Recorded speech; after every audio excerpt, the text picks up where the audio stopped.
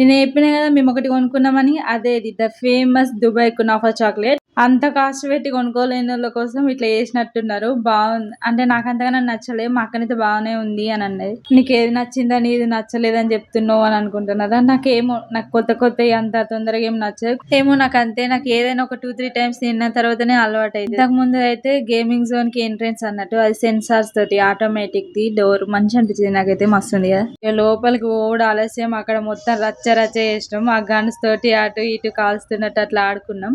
ఏది ఆడాలన్నా money pay చేయాలి కదా. మనకి ఎందుకు వచ్చిన గోస అని మేమేం మనీ పే చేయలేదు. అట్లా జస్ట్ ముట్టుకుంటా టచ్ చేసుకుంటా ఎంజాయ్ చేసినాం అంతే. అవన్నిటికీ పే చేసి ఆడే రోజులు ఎప్పుడు వస్తాయో ఏమో. నేనైతే 1000 కళ్ళతో ఎదురు చూస్తున్నా. మీరు కూడా అంతేనా? కామెంట్ చేయండి.